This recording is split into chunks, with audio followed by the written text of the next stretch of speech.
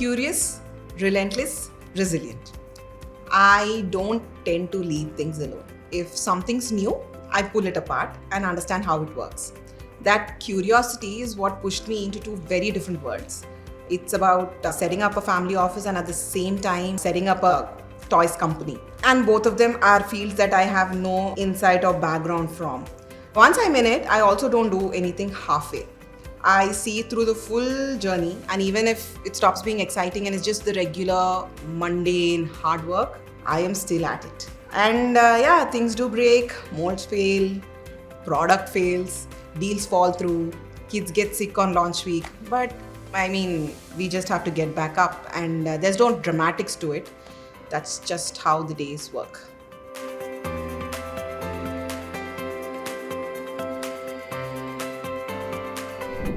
I think the 10-year-old would be proud that I experimented, I failed, and somehow managed to learn about so many different businesses and verticals along the way. Be it from my initial days of being an auditor, or be it an initial days from being the bank treasury. A vice president treasury for Bank of Bahrain and Kuwait. And then I went into influencer marketing. And then I actually also worked in a school. I think the young Vinutha would be proud that I didn't stick to one safe path. I jumped, I tried, and I didn't fully understand what I was doing, but the idea was to learn different things, and I just went with the flow. She'd also be proud that I am still playing with toys. It happens to be my own company, but yeah.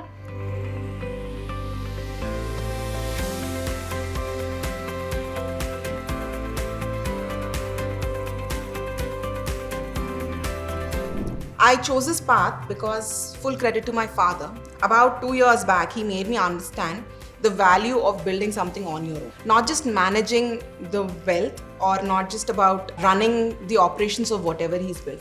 It's the beauty of building something from scratch and living with every decision. Unless you run your own company, we truly don't understand how people think, how capital allocation works inside a business, or the finer nuances of a balance sheet. The family office made me literate, while Tuk Tuk Toys made me fluent. Both roles actually complement each other. What I learn in one makes me sharper in the other. Mapping out Tuk Tuk Toys also wasn't the most glamorous thing. It's a very unorganized sector, a lot of base level calls, understanding where the market gaps are, learning about the importance of molds, importance of design, the nuances of marketing, packaging, like what makes a parent want to pick up a toy from the shelves. So it's understanding a lot of that, and also most importantly, there were a lot of thoughts about how do I build the right team, because if you want scale, you need the right people behind you.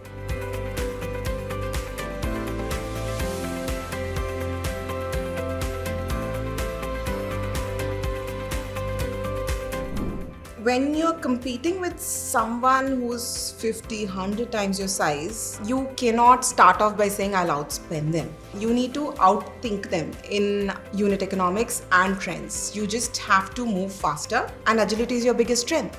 Also, Hamleys is a retail experience, First Cry is a platform, and we are a product company. Also, toys is a field that needs constant innovation. It's not just about the product on the shelf, it's tracking which IPs are trending, understanding price sensitivities across markets. It's about understanding what are the new standards that are coming up, how do you give kids of India the safest toys that are out there, and how do you get your market positioning right. There's always a gap, you just have to figure out what is that. It's about tracking data across the world to see what's working where, and then move on it before someone bigger does.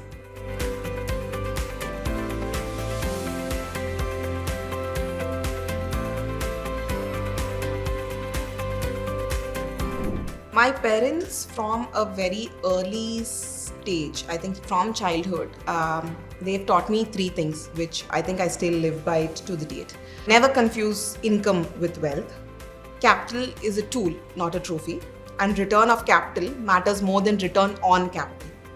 The last one especially stays with me. Everyone chases the big return, but I focus on not losing money first. Since family office journey itself is a recent one, we're treating it as a firm. How would I treat any company?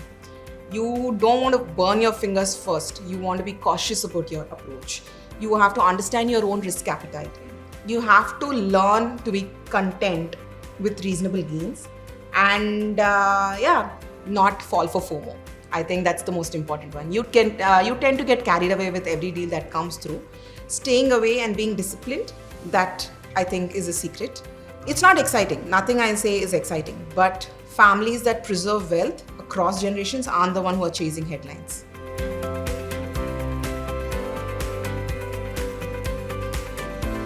I'll be honest, I would want to be cautious about generalizing by gender because I've seen brilliant leaders across all kinds and I have seen some terrible ones too.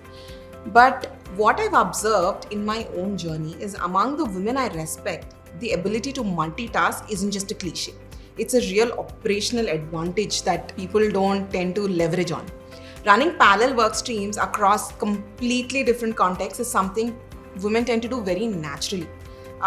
That's how houses run, right? So I don't know, I would like to leverage that, and I would love to see more women around me leverage that.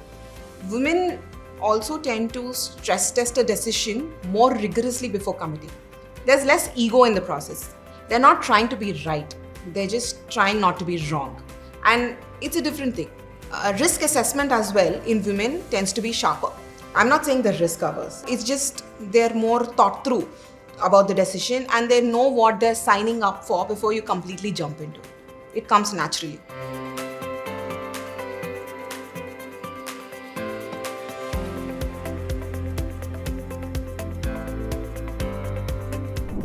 I'll speak from personal experience. I'm not saying I've got it all, but it's a work in progress and I'm hoping at some point it becomes a natural flow. But my honest advice would be women need to stop treating balance as a daily metric. Some week work gets 80% of me and some weeks the kids get 80% of me. Measuring balance across months makes more sense than measuring it across hours. And I might sound silly when I say this, but setting up SOPs for even your house, it makes life a little more easier, and delegating without guilt, hiring help without guilt, automate what can be automated. I think life just becomes easier and you become more productive. And then the guilt of trying to be perfect every split second, every single day is going to kill us more than the benefit it gets, to prove. And I'm not saying I figured it out. It's a daily conscious effort and a conscious choice I'm making, and I'm hoping it becomes an automated one over the years.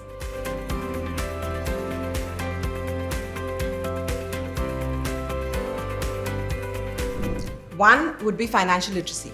I know it's not a soft skill, nor does it sound like one, but the ability to see a full picture when someone puts a deal in front of you is non-negotiable if you want to start anything of your own or even want to manage your own wealth. It changes the way how you negotiate, how you hire, how you plan, how you execute. Second, the ability to say no without explaining yourself. A clear no, backed by your own analysis, works better, at least for me, than over-explaining every decision. Third, and I think is one of the most important thing, is reading people and situations. The same person in a negotiation meeting is different from the same person who is having a casual chat about an idea, or we are doing some kind of an idea exchange. You have to adjust how you listen, what you pick up, in what context are you picking up, and what do you tell and what do you hold back. There are always points to be picked up if you're paying attention.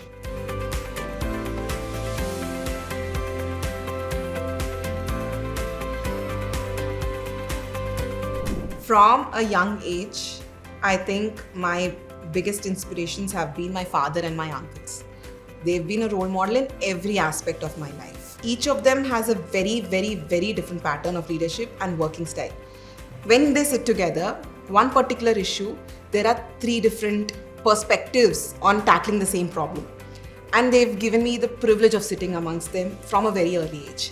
I've learned so much from them and how, one issue can be tackled in so many different ways. And none of them are wrong or right. It's just you need to try. And I think that kind of analysis is what I've gotten from them, and I am very thankful for them to be my mentors. I've been very lucky to be working in close quarters with all 3. So I picked up their own unique quality from each of them. And the way I lead today is a culmination of all those learning. It's not just one style, it's a mix of my uncles and my father. I play with every new toy we develop. I mean, I'm called the chief play officer in my office.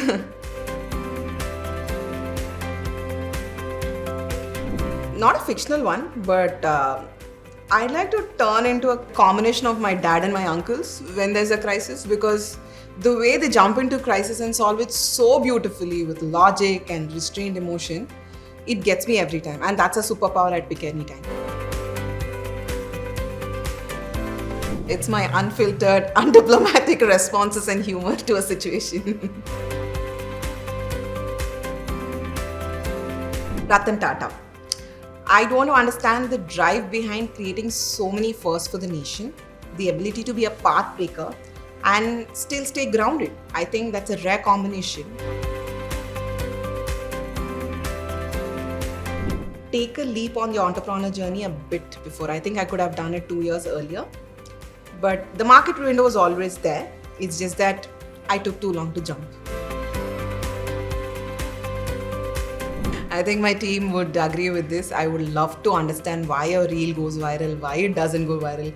Social media is like a complete mystery to me. To be the fittest version of myself, it's a work in progress with a lot of breaks.